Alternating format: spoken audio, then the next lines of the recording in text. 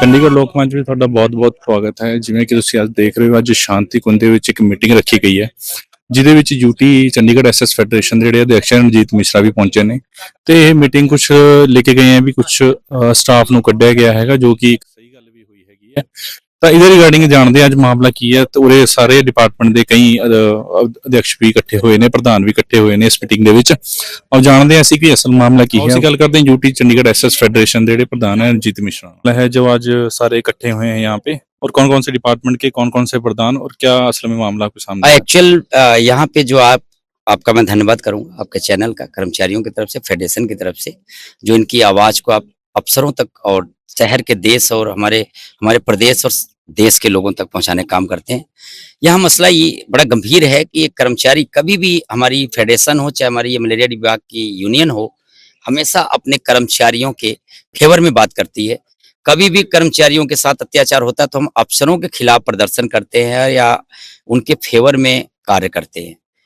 लेकिन आज कुछ अलग आज केस है कि आज हमें यहाँ इसलिए मीटिंग बुलानी पड़ी कि हमारे मलेरिया विभाग में एक सैनिटरी बेलदार मनप्रीत नाम का, जो पहले प्रधान भी रहा है, और वो कुछ ऐसी उसकी शुरुआत कई सालों से हरकतें रही कि वो डिपार्टमेंट को न गवारा गुजरा, ठेकेदार को न गवारा गुजरा, क्योंकि वो टाइम से ड्यूटी पे नहीं आना, और जहाँ ड्यूटी कर रहा है वहाँ पे लोगों से पैसे इकट्ठे करना। जो मुझे सूचना मिली है, जो मैं कागज के माध्यम से देखा, कि ठेकेदार ने जो आरोप लगाए हैं उसमें काफी गंभीर आरोप हैं कि एफआईआर भी दर्ज है उसके नाम से, और वो कई लोगों से पैसे उगाही करना, यहाँ तक कि पता चला कि उसने मकान भी बना लिया अपना।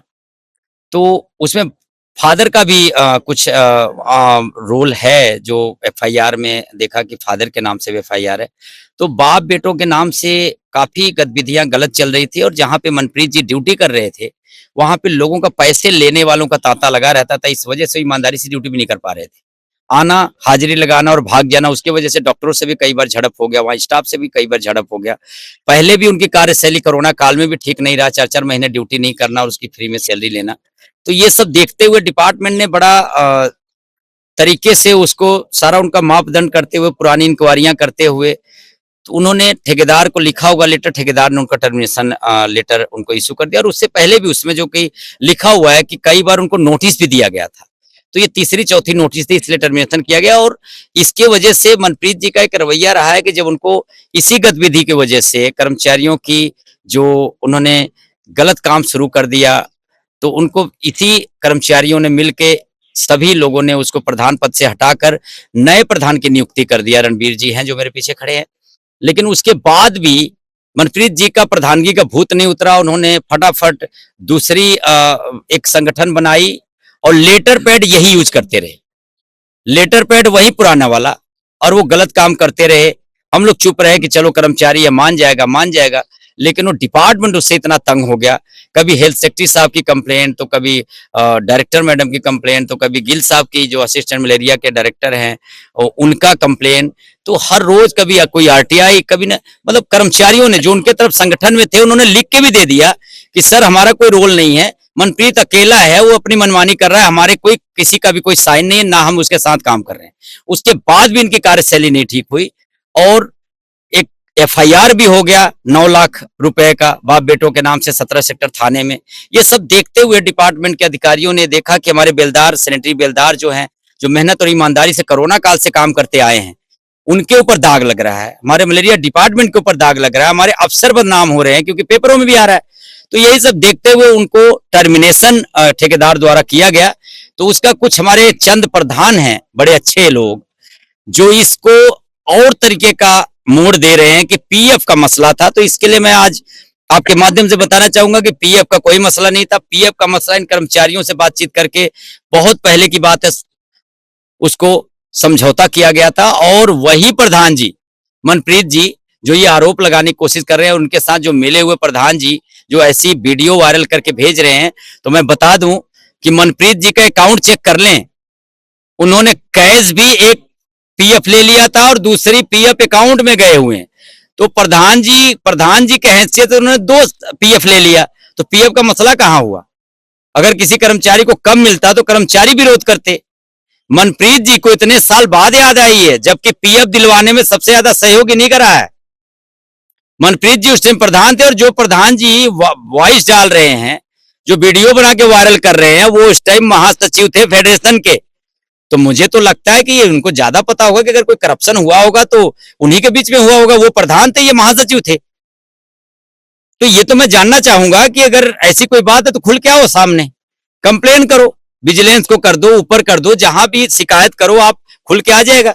कर्मचारियों का साइन है, समझौते के तो उनको सैलरी दी गई है, और पीएफ जो भी उनका इशू हुआ है। यहां तक कि डिपार्टमेंट ने इतना अच्छा काम किया कि जो उनको ब्रेक डलती थी 6-6 महीने की, वो भी खत्म कर दिया। इनको 2-2 साल का कंटिन्यू ठेका हो गया, छुट्टियां गेस्टेड सारी मिल रही हैं, सब सुचारू रूप से बढ़िया काम चल रहा है। कर्मचारी 8 घंटे ड्यूटी करके अपना परिवार का गुजर बसर कर रहे हैं। लेकिन आज पीएफ का मसला इतने सालों बाद कैसे उठ के आ गया? तो ये बिल्कुल गुमराह किया जा रहा है, और हमारे कर्मचारी बिल्कुल निष्पक्ष और बहुत मेहनत से काम कर रहे हैं। कोरोना काल से लेकर आज तक काम करते आए हैं। जब पूरा देश घर में छुप के बैठा था, कोरोना के डर से बैठा था, तो ये हमारे योद्धा, कोरोना योद्धा, ये रोड पे उतर के शहर के लोगों की सुरक्षा में काम कर रहे थे। आज उन कर्मचारियों को बदनाम किया जा रहा है सिर्फ एक कर्मचारी की वजह से। और अगर डिपार्टमेंट का अधिकारी आज हमारे डिपार्टमेंट को और इन कर्मचारी को बदनाम होने से बचाने का प्रयास किया है, एक कर्मचारी को टर्मिनेशन करवा के, तो आज किसको बुरा लग रहा है? क्यों बुरा लग रहा है? और उन नेताजी को मैं बोलूंगा कि अगर उनको तथ्य नहीं पता है, अगर उनको तथ्य पता लग गया, जानकारी पता लग गया, तो शायद हो सकता है कि हमारे से ज्यादा वो खिलाफ हो मनप्रीत जी से। तो प्लीज नेताजी, विनती है आपसे कि आप उस टाइम महासचिव थे और वो प्रधान थे, पीएफ में घपला हुआ था, तो उस टाइम आपने क्यों नहीं बोला? और मनप्रीत जी उस टाइम क्यों नहीं बोले? इतना दिन बाद आप लेटर पढ़ लीजिए टर्मिनेशन, शायद आपको हकीकत का पता लग जाएगा कि एक्चुअल में मसला क्या है और हकीकत क्या है।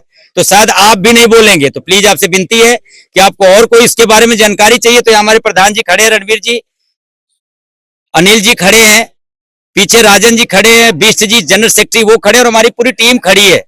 उससे आके जानकारी लें कि असल में मुद्दा क्या था। इस मुद्दे को भटकाने की कोशिश ना करें, अन्यथा अगर किसी प्रकार का अफसरों के ऊपर दबाव बनाया गया तो यूटीएसएस फेडरेशन का अध्यक्ष होने के नाते, मलेरिया विंग का चेयरमैन होने के नाते, मैं पूरी टीम के साथ अफसरों के फेवर में उतरूंगा। मैं देखूंगा कि कौन विरोध करता है। मेरी विनती है कि इस टूल को ज्यादा भड़काएं ना, तथ्य को जानकारी लें। अगर वो सही है तो कोर्ट जाए, वो दोबारा ड्यूटी ज्वाइन करे, अगर सच है तो अपना निष्पक्ष जांच करवाए।